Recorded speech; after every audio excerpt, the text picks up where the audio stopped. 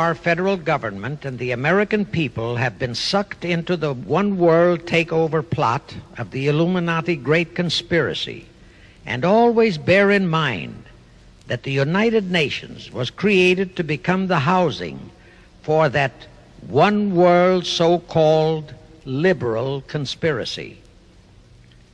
The real foundations of the plot for the takeover of the United States were laid during the period of our Civil War. Not that Weishaupt and the earlier masterminds had ever overlooked the New World. As I have previously indicated, Weishaupt had his agents planted over here as far back as the Revolutionary War. But George Washington was more than a match for them. It was during the Civil War that the conspirators launched their first concrete efforts. We know that Judah Benjamin, chief advisor of Jefferson Davis, was a Rothschild agent. We also know that there were Rothschild agents planted in Abraham Lincoln's cabinet who tried to sell him into a financial dealing with the House of Rothschild. But old Abe saw through the scheme and bluntly rejected it, thereby incurring the undying enmity of the Rothschilds, exactly as the Russian Tsar did when he torpedoed their first League of Nations at the Congress in Vienna. Investigation of the assassination of Lincoln revealed that the assassin, Booth, was a member of a secret conspiratorial group. Because there were a number of highly important government officials involved, the name of the group was never revealed, and it became a mystery, exactly as the assassination of Jack Kennedy still is a mystery. But I am sure it will not for long remain a mystery. Anyway, the ending of the Civil War destroyed, temporarily, all chances of the House of Rothschild to get a clutch on our money system, such as they had acquired in Britain and other nations in Europe. I say temporarily because the Rothschilds and the masterminds of the conspiracy never quit. So they had to start from scratch, but they lost no time in getting started. Shortly after the Civil War, a young immigrant who called himself Jacob H. Schiff arrived in New York. Jacob was a young man with a mission for the House of Rothschild. Jacob was the son of a rabbi, born in one of Rothschild's houses in Frankfurt, Germany. I won't go deeply into his background. The important point is that Rothschild recognized in him not only a potential money wizard, but more important, he also saw the latent Machiavellian qualities in Jacob that could, as it did, make him an invaluable functionary in the great one-world conspiracy. After a comparatively brief training period in the Rothschilds' London bank, Jacob left for America with instructions to buy into a banking house, which was to be the springboard to acquire control of the money system of the United States. Actually, Jacob came here to carry out 4 specific assignments. Number 1, and most important, was to acquire control of America's money system. Number 2, find desirable men who, for a price, would be willing to serve as stooges for the great conspiracy and promote them into high places in our federal government, our Congress, in the U.S. Supreme Court, and all federal agencies. Number 3, create minority group strife throughout the nations, particularly between whites and blacks. Number 4, create a movement to destroy religion in the United States, but Christianity to be the chief target. Earlier, I stated that Jacob Schiff came to America with orders by Rothschild to carry out 4 specific directives. The first and most important one was to get control of the United States money system. Let's trace Schiff's step to accomplish that directive.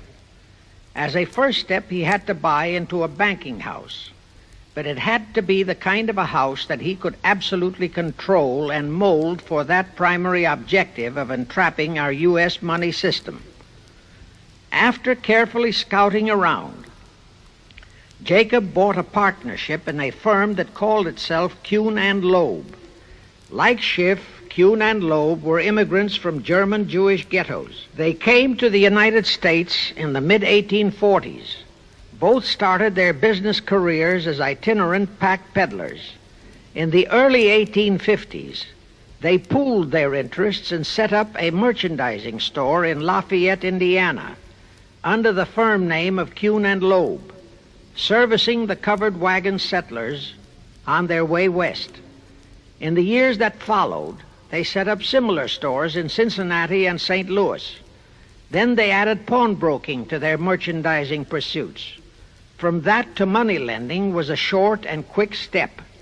By the time Schiff arrived on the scene, Kuhn and Loeb was a well-known private banking firm, and this is the firm Jacob bought into. Shortly after he became a partner in Kuhn and Loeb, Schiff married Loeb's daughter, Teresa.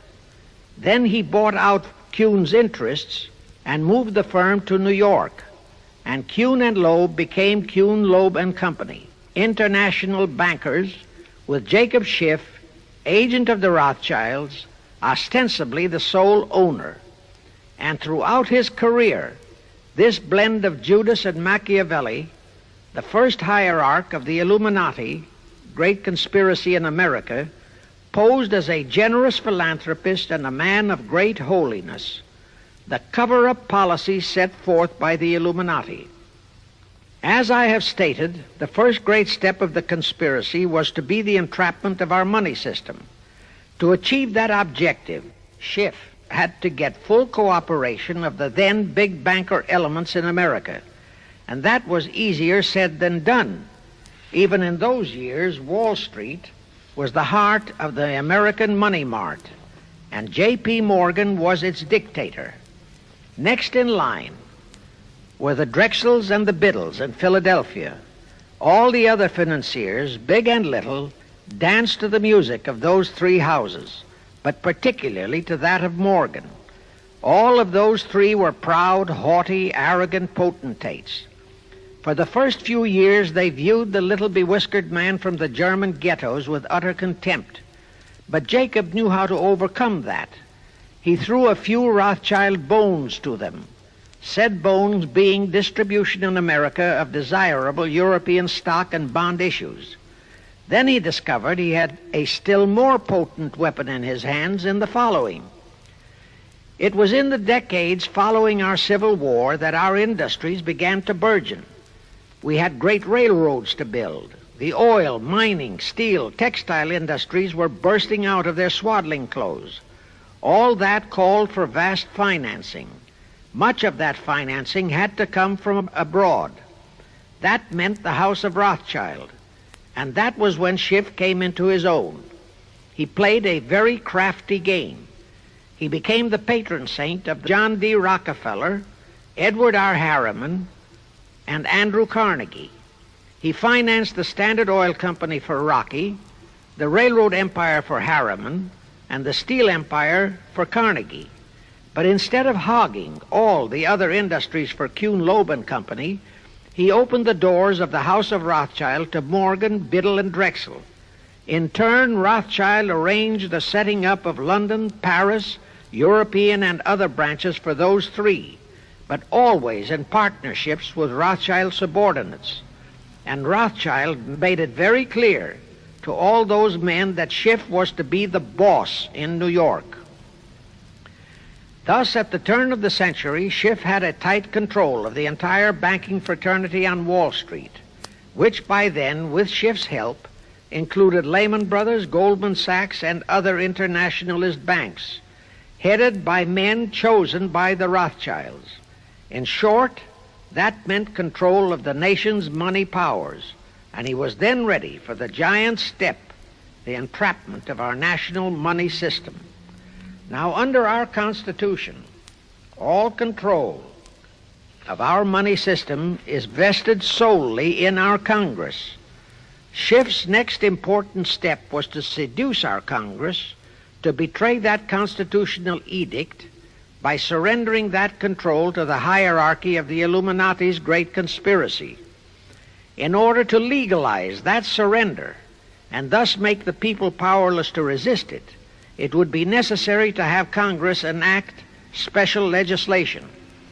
To accomplish that, Schiff would have to infiltrate stooges into both houses of Congress, stooges powerful enough to railroad Congress into passing such legislation.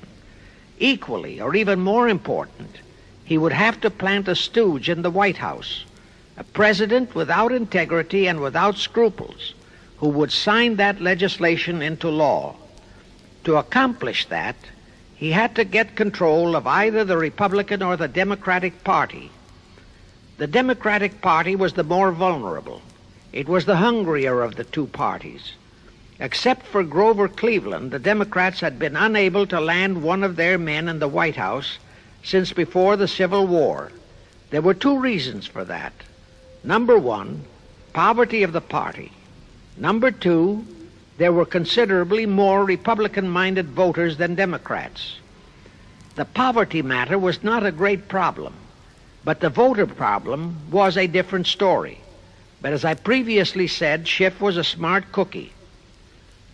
Here is the atrocious and murderous method he employed to solve that voter problem. His solution emphasizes how very little the Jewish internationalist bankers care about their own racial brethren, as you shall see. Suddenly, around 1890, there broke out a nationwide series of pogroms in Russia. Many, many thousands of innocent Jews, men, women, and children, were slaughtered by the Cossacks and other peasants. Similar pogroms with similar slaughter of innocent Jews broke out in Poland, Romania, and Bulgaria. All those pogroms were fomented by Rothschild agents. As a result, Jewish terrified refugees from all those nations swarmed into the United States, and that continued throughout the next 2 or 3 decades because the pogroms were continuous through all those years.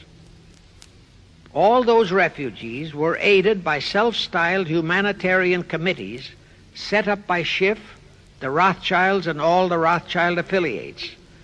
In the main, the refugees streamed into New York, but the Schiff-Rothschild humanitarian committees found ways to shuffle many of them into other large cities, such as Chicago, Boston, Philadelphia, Detroit, Los Angeles, etc. All of them were quickly transformed into naturalized citizens and educated to register as Democrats. Thus, all of that so-called minority group became solid Democratic voter blocs in their communities, all controlled and maneuvered by their so-called benefactors. And shortly after the turn of the century, they became vital factors in the political life of our nation. That was one of the methods Schiff employed to plant men like Nelson Aldrich in our Senate and Woodrow Wilson in the White House. At this point, let me remind you of another of the important jobs that was assigned to Schiff when he was dispatched to America. I refer to the job of destroying the unity of the American people by creating minority group and racial strife. By the pogrom-driven Jewish refugees into America, Schiff was creating one ready-made minority group for that purpose. But the Jewish people as a whole, made fearful by the pogroms, could not be depended upon to create the violence necessary to destroy the unity of the American people. But right within America, there was an already made-to-order, although as yet a sleeping minority group, the Negroes, who could be sparked into so-called demonstrations, rioting, looting, murder, and every other type of lawlessness. All that was necessary was to incite and arouse them. Together, those two minority groups, properly maneuvered, could be used to create exactly the kind of strife in America the Illuminati would need to accomplish their objective. Thus, at the same time that Schiff and his co-conspirators were laying their plans for the entrapment of our money system, they were also perfecting plans to hit the unsuspecting American people with an explosive and terrifying racial upheaval that would tear the people into hate fractions and create chaos throughout the nation, especially on all college and university campuses, all protected by Earl Warren decisions and our so-called leaders in Washington. Of course, perfecting those plans required time and infinitely patient organizing. Now, to remove all doubts, I'll take a few moments to give you documentary proof of this racial strife plot. First of all, they had to create leaderships and organizations to draw in millions of dupes, both Jewish and Negroes, who would do the demonstrating and commit the rioting, looting, and lawlessness. So in 1909, Schiff, the Laymans, and other conspirators organized and set up the National Association for the Advancement of the Colored People, known as the NAACP. The presidents, directors, and legal counsels of the NAACP were always white men, Jews appointed by Schiff. And this is the case to this very day. Then, in 1913, the Schiff Group organized the Anti-Defamation League of the B'nai B'rith, commonly known as the ADL, to serve as the Gestapo and hatchet man outfit for the entire great conspiracy. Today, this sinister ADL maintains over 2,000 agencies in all parts of the country, and they advise and completely control every action of the NAACP, core of the Urban League, of all the other so-called Negro civil rights organizations throughout the nation, including such leaders as Martin Lucifer King, Stokely Carmichael, Bayard Rustin, and others of that ilk. In addition, the ADL acquired absolute control of the advertising budgets of many department stores, hotel chains, and TV and radio industrialist sponsors, also advertising agencies, in order to control practically all the mass communications media and force every loyal newspaper to slant and falsify the news, and to further incite and at the same time create sympathy for the lawlessness and violence of the Negro mobs. Here is documentary proof of the beginning of their deliberate plot to foment the Negroes into all their lawlessness. Around 1910, one Israel Zangwill wrote a play entitled The Melting Pot. It was sheer propaganda to incite the Negroes and Jews, because the play purportedly visualized how the American people were discriminating against and persecuting Jews and Negroes. At that time, nobody seemed to realize that it was a propaganda play. It was that cleverly written. The propaganda was well wrapped up in the truly great entertainment in the play, and it was a big Broadway hit. Now, in those years, the legendary Diamond Jim Brady used to throw a banquet at the famous Delmonico restaurant in New York after the opening performance of a popular play. He threw such a party for the cast of The Melting Pot, its author, producer, and chosen Broadway celebrities. By then, I'd already made a personal mark on the Broadway theater and was invited to that party. There I met George Bernard Shaw and a Jewish writer named Israel Cohen. Zangwill, Shaw, and Cohen were the triumvirate who created the Fabian Society in England, and had worked closely with a Frankfurt Jew named Mordecai, who had changed his name to Karl Marx. But remember, at that time, both Marxism and communism were just emerging, and nobody paid much attention to either, and nobody suspected the propaganda in the writings of those three really brilliant writers. At that banquet, Israel Cohen told me he was then engaged in writing a book which was to be a follow-up on Zangwill's The Melting Pot. The title of his book was to be A Racial Program for the 20th Century. At that time, I was completely absorbed by my work as a playwright, and significant as that title was, its real objective never dawned on me, nor was I interested in reading the book. But it suddenly hit me with the force of a hydrogen bomb when I received a newspaper clipping of an item published by the Washington, D.C. Evening Star in May 1957. That item was a verbatim reprint of the following excerpt in Israel Cohen's book, A Racial Program for the 20th Century, and it reads as I quote, "We must realize that our party's most powerful weapon is racial tension. By propounding into the consciousness of the dark races that for centuries they have been oppressed by the whites, we can mold them to the program of the Communist Party. In America, we will aim for subtle victory.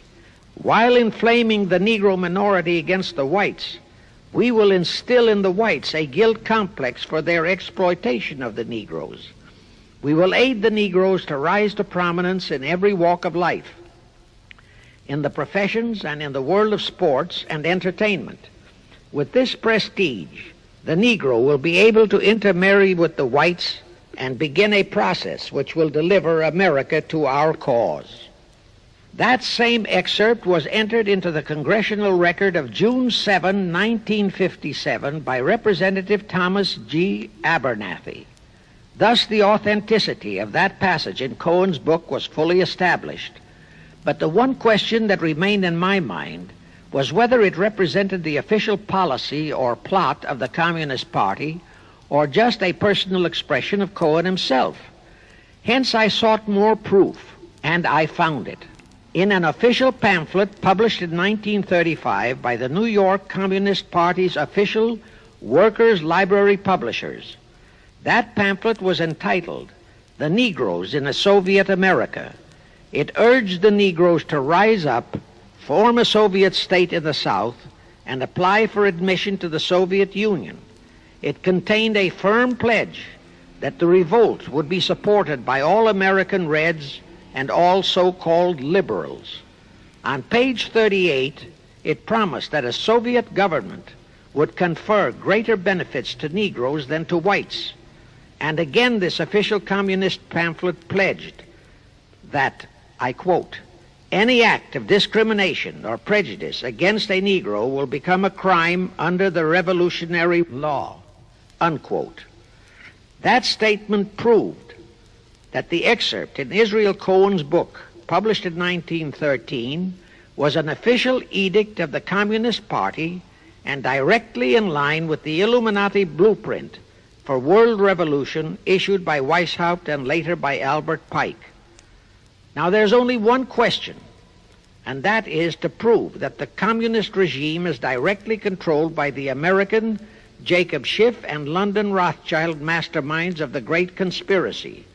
A little later, I will provide that proof that will remove even a remote doubt that the Communist Party as we know it was created by those masterminds, capitalists if you will note, that Schiff, the Warburgs, and the Rothschilds planned and financed the entire Russian Revolution, also the murder of the Tsar and his family, and that Lenin, Trotsky, and Stalin took their orders directly from Schiff and the other capitalists whom they supposedly are fighting. Now can you see why the vile Earl Warren and his equally vile co-Supreme Court justices issued that infamous and treasonous desegregation decision in 1954? It was to aid and abet the plot of the Illuminati conspirators to create tension and strife between Negroes and whites. Can you see why the same Earl Warren issued his decision prohibiting Christian prayers and Christmas carols in our schools? It was done to destroy Christianity. Can you see why Eisenhower, despite all the rigid constitutional prohibitions, sent federal troops into a southern state to enforce the desegregation decision? Why Kennedy did likewise? And can you see why Johnson and 66 senators, despite the protests of 90% of the American people, voted for the Consular Treaty, which opens our entire country to Russian spies and saboteurs? All those 66 senators are 20th century Benedict Arnolds.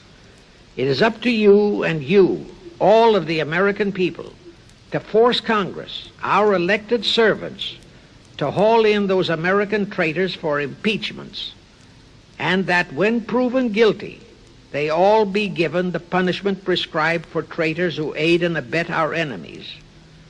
And that includes the forcing of rigid investigations by Congress of the CFR and all their fronts, such as the ADL, the NAACP, SNCC, and such Illuminati tools as Martin Lucifer King.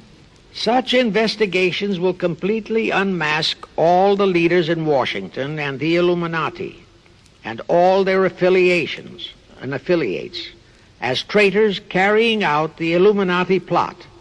It will completely unmask the United Nations as the intended crux of the entire plot and force Congress to take the U.S. out of the UN and hurl the UN out of the U.S.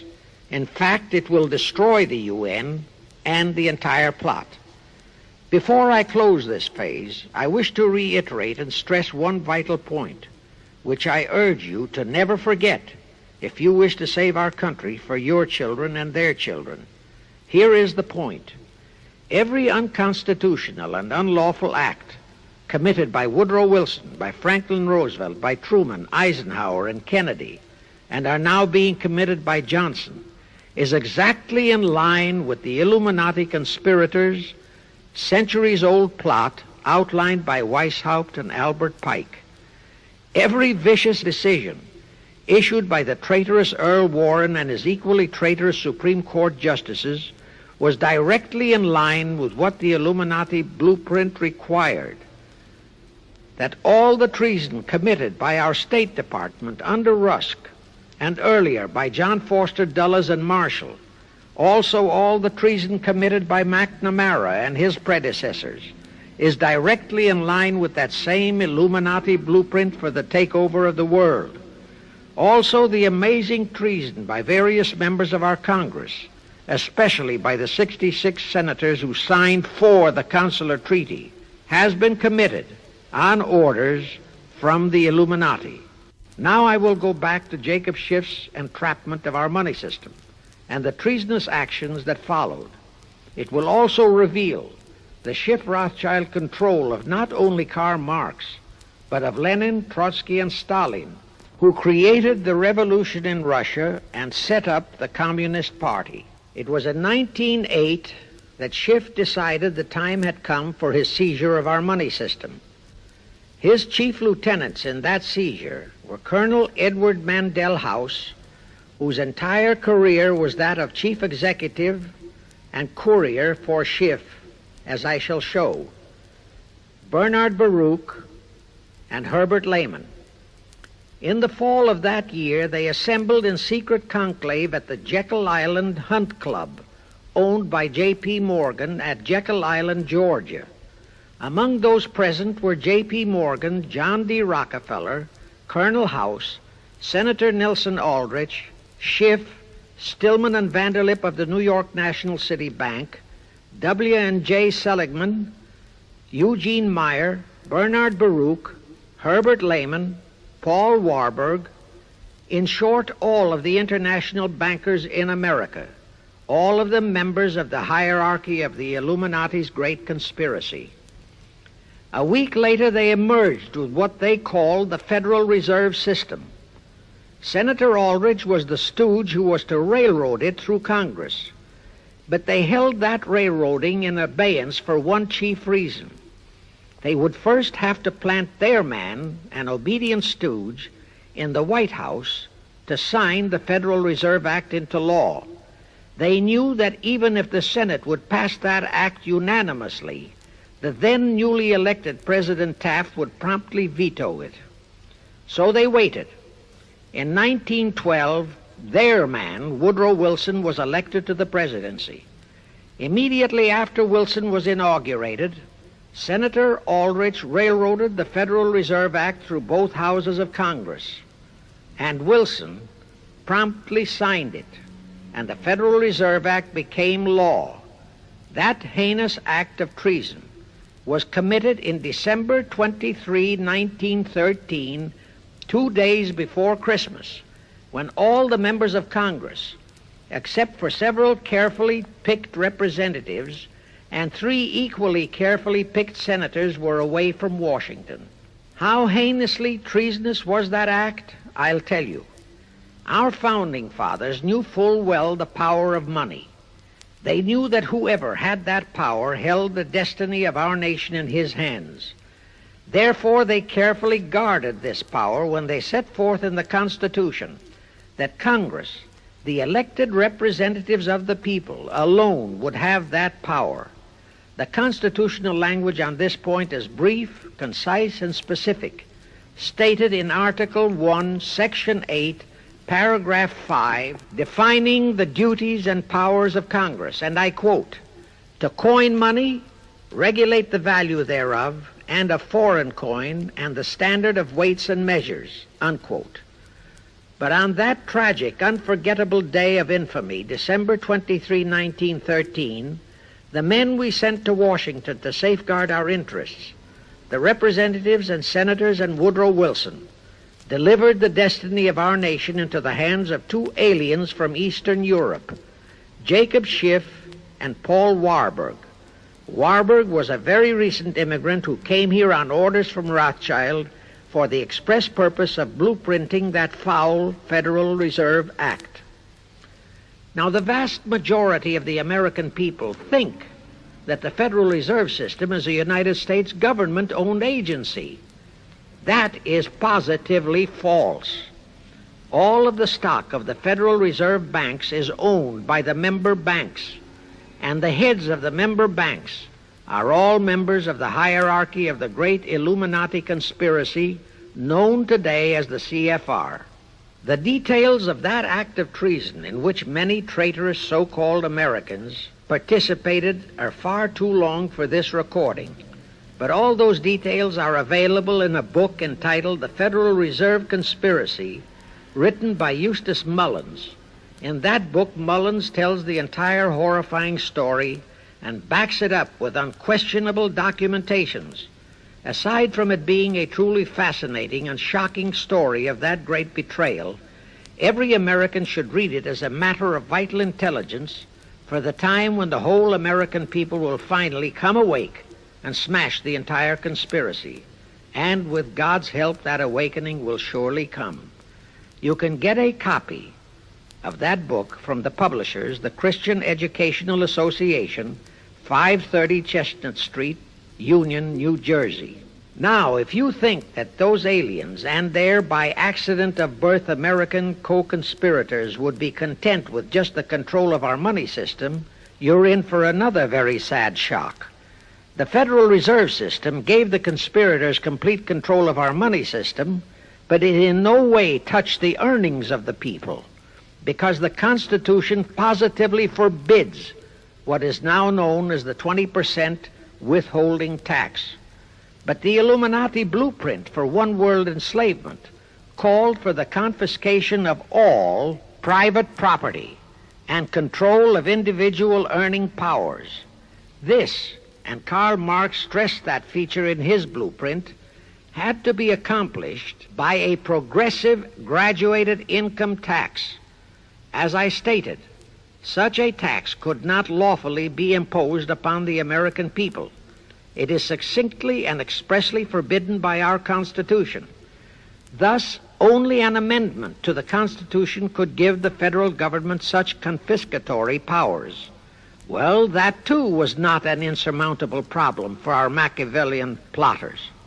The same elected leaders in both houses of Congress and the same Mr. Woodrow Wilson, who signed the infamous Federal Reserve Act into law, amended the Constitution to make the federal income tax, known as the 16th Amendment, a law of the land. Both are illegal under our Constitution. In short, the same traitors signed both betrayals, the Federal Reserve Act and the 16th Amendment, into law. However, it seems that nobody ever realized that the 16th Amendment was set up to rob, and I do mean rob, the people of their earnings via the income tax provision. The plotters didn't fully use that provision until World War II, when that great humanitarian, Franklin Roosevelt, applied a 20% withholding tax on all small wage earners and up to 90% on higher incomes. Oh, of course, he faithfully promised that it would be only for the duration of the war. But what was a promise to such a charlatan who in 1940, when he was running for his third term, kept proclaiming, "I say again and again and again that I will never send American boys to fight on foreign soil"? Remember? He was proclaiming that even as he was already preparing to plunge us into World War II by enticing the Japanese into that sneak attack on Pearl Harbor to furnish him with his excuse. And before I forget, let me remind you that another charlatan named Woodrow Wilson used exactly that same campaign slogan in 1916. His slogan was, "Re-elect the man who will keep your sons out of the war." Exactly the same formula, exactly the same promises. But wait. As Al Jolson used to say, you ain't heard nothing yet. That 16th Amendment income tax trap was intended to confiscate, rob, the earnings only of the common herd, you and me. It was not intended to even touch the huge incomes of the Illuminati gang, the Rockefellers, the Carnegies, the Lehmans, and all the other conspirators. So together with that 16th Amendment, they created what they called the tax-free foundations. That would enable the conspirators to transform their huge wealth into such so-called foundations and avoid payment of virtually all income taxes. The excuse for it was that the earnings of those tax-free foundations would be devoted to humanitarian philanthropy. So we now have the several Rockefeller foundations, the Carnegie Endowment Fund, the Ford Foundation, the Mellon Foundation, and hundreds of similar tax-free foundations. And what kind of philanthropy do these foundations support? Well, they finance all the civil rights groups that are creating all the chaos and rioting all over the country. They finance the Martin Lucifer Kings. The Ford Foundation finances the Center for the Study of Democratic Institutions in Santa Barbara, commonly referred to as Moscow West, and which is headed by Wonderboy Hutchins, Walter Reuther, Irwin Canham, and others of that ilk. In short, the tax-free foundation financed those who are doing the job for the Illuminati Great Conspiracy. And what are the hundreds of billions of dollars they confiscate every year from the earnings of the common herd, you and me, used for? Well, for one thing, there's the foreign aid gimmick, which gave billions to communist Tito, plus gifts of hundreds of jet planes, many of which were turned over to Castro, plus the costs of training communist pilots so that they can the better shoot down our planes, billions to Red Poland, billions to India, billions to Sukarno, billions to other enemies of the United States. That's what that treasonously railroaded 16th Amendment has done to our nation, to the American people, to you and to me, to your children and their children. Our CFR Illuminati-controlled federal government can grant tax-free status to all foundations and pro-red one-world outfits, such as the Fund for the Republic. But if you, or a patriotic pro-organization, is too outspokenly pro-American, they can terrify and intimidate you by finding a misplaced comma in your income tax report and by threatening you with penalties, fines, and even prison. Future historians will wonder how the American people could have been so naive and stupid as to have permitted such audaciously brazen acts of treason as the Federal Reserve Act and the 16th Amendment. Well, they were not naive and they were not stupid. The answer is they trusted the men they elected to safeguard our country and our people, and they just didn't have even an inkling about either betrayal until after each one had been accomplished. It was the Illuminati-controlled mass communications media that kept and is keeping our people naive and stupid and unaware of the treason being committed. Now the great question is, when will the people wake up and do to our traitors of today what George Washington and our founding fathers would have done to Benedict Arnold. Actually, Benedict Arnold was a petty traitor compared to our present traitors in Washington. Now let's go back to the events that followed the rape of our Constitution by the passage of the Federal Reserve Act of the 16th Amendment. With Wilson completely under their control, the masterminds of the great conspiracy put in motion their next and what they hoped would be their final steps to achieve their one-world government. The first of those steps was to be World War I. Why war? Simple. The only excuse for a one-world government is that it will supposedly ensure peace. The only thing that can make people cry for peace is war.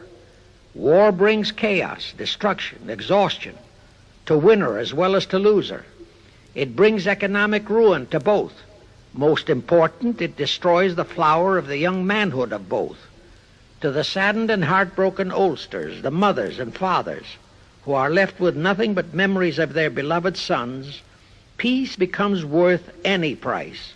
And that is the emotion upon which the conspirators depend for the success of their satanic plot. Throughout the 19th century, from 1814 to 1914, the world as a whole was at peace. Such wars as the Franco-Prussian, our own Civil War, the Russo-Japanese War, were what might be termed local disturbances that did not affect the rest of the world. All the great nations were prosperous, the peoples staunchly nationalistic and fiercely proud of their sovereignties. It was utterly unthinkable that the French and the German peoples would be willing to live under a one-world government, or the Turks and the Russians, or the Chinese and the Japanese. Even more unthinkable that a Kaiser Wilhelm, or a Franz Joseph, or a Tsar Nicholas, or any monarch would willingly and meekly surrender his throne to a one-world government. But bear in mind that the peoples in all nations are the real power, and only one thing, war, could make the peoples yearn and clamor for a peace-ensuring one-world government. But it would have to be a frightful and horribly devastating war. It could not be just a local disturbing war between just two nations. It would have to be a world war. No major nation must be left untouched by the horrors and devastation of such a war. The cry for peace must be made universal. Actually, that was the format set by the Illuminati and Nathan Rothschild at the turn of the 19th century. They first maneuvered all of Europe into the Napoleonic Wars.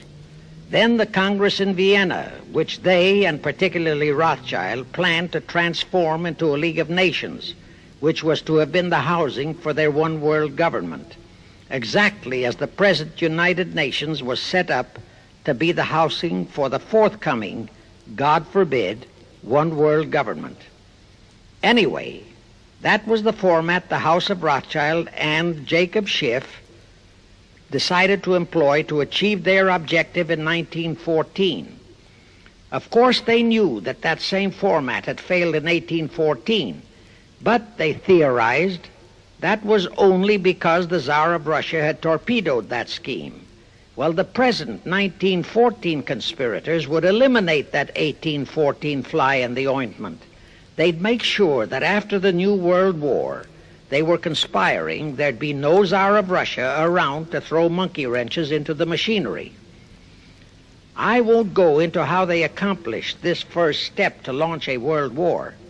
History records that World War I was precipitated by a trivial incident, the kind of incident both Weishaupt and Albert Pike had incorporated in their blueprints.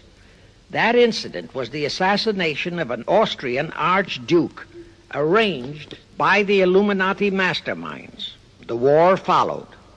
It involved Germany, Austria-Hungary, and their allies, so-called the Axis powers, against France, Britain, and Russia, called the Allies. Only the United States was not involved during the first 2 years. By 1917, the conspirators had achieved their primary objective. All of Europe was in a state of destitution. All the peoples were war-weary and crying for peace. And the outcome, too, was all set. It was to come as soon as the United States would be hurled in on the side of the Allies. And that was all set to happen immediately after Wilson's re-election. After that, there could be only one outcome: complete victory for the Allies. To fully confirm my statement that long before 1917, the conspiracy headed in America by Jacob Schiff had it all set to hurl the United States into that war, I will cite the proof. When Wilson was campaigning for re-election in 1916, his chief appeal was, "Re-elect the man who will keep your sons out of the war." But during that same campaign, the Republican Party publicly charged that Wilson had long committed himself to throw us into the war. They charged that if he would be defeated, he would accomplish that act during his few remaining months in office. But if re-elected, he would hold off until after re-election. But at that time, the American people looked upon Wilson as a God-man. Well, Wilson was re-elected, and as per the schedule of the conspirators, he hurled us into the war in 1917. He used the sinking of the Lusitania as an excuse, a sinking which also was prearranged. Roosevelt, also a God-man in the eyes of the American people, followed the same technique in 1941 when he used the prearranged Pearl Harbor attack as his excuse for hurling us into World War II. Now, exactly as the conspirators planned, victory for the Allies would eliminate all the monarchs of the defeated nations and leave all their peoples leaderless, confused, bewildered, and perfectly conditioned for the one-world government the great conspiracy intended would follow. But there still would be an obstacle, the same obstacle that had balked the Illuminati and Rothschild at that Congress in Vienna peace gathering after the Napoleonic Wars. Russia would be on the winning side this time, as it was in 1814. Therefore, the Tsar would be securely on his throne. Here it is pertinent to note that Russia, under the Tsarist regime, had been the one country in which the Illuminati had never made any headway, nor had the Rothschilds ever been able to infiltrate their banking interests. Thus, a winning Tsar would be more difficult than ever to cope with. Even if he could be enticed into a so-called League of Nations, it was a foregone conclusion that he would never, but never go for a one-world government. So even before the outbreak of World War I, the conspirators had a plan in the making to carry out Nathan Rothschild's vow of 1814 to destroy the Tsar and also murder all possible royal heirs to the throne. And it would have to be done before the close of the war, and the Russian Bolsheviki were to be their instruments in this particular plot. From the turn of the century, the chiefs of the Bolsheviki were Nikolai Lenin, Leon Trotsky, and later Joseph Stalin. Of course, those were not their true family names. Prior to the outbreak of the war, Lenin headquartered in Paris. After the outbreak, Switzerland became his haven. Trotsky's headquarters were on the Lower East Side in New York, largely the habitat of Russian Jewish refugees. Both Lenin and Trotsky were similarly bewhiskered and unkempt. In those days, that was the badge of Bolshevism. Both lived well, yet neither had a regular occupation. Neither had any visible means of support, yet both always had plenty of money. All those mysteries were solved in 1917. Right from the outset of the war, strange and mysterious goings-on were taking place in New York.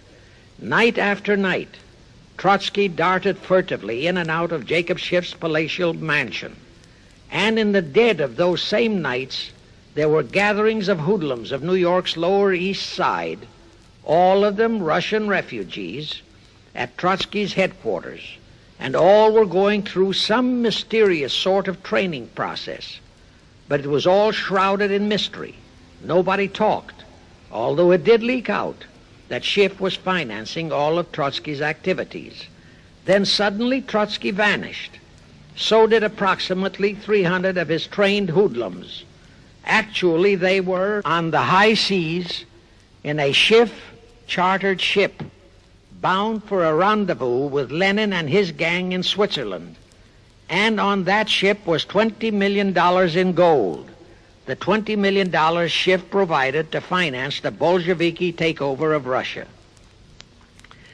In anticipation of Trotsky's arrival, Lenin prepared to throw a party in his Switzerland hideaway. Men of the very highest places in the world were to be guests at that party. Among them were the mysterious Colonel Edward Mandel House, Woodrow Wilson's mentor and palsy-walsy, and more important, Schiff's special and confidential messenger.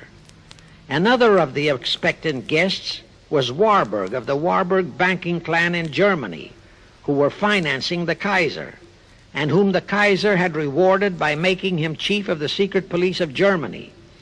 In addition, there were the Rothschilds of London and Paris, also Litvinov, Kaganovich, Stalin, who was then head of a train and bank robbing gang of bandits. He was known as the Jesse James of the Urals.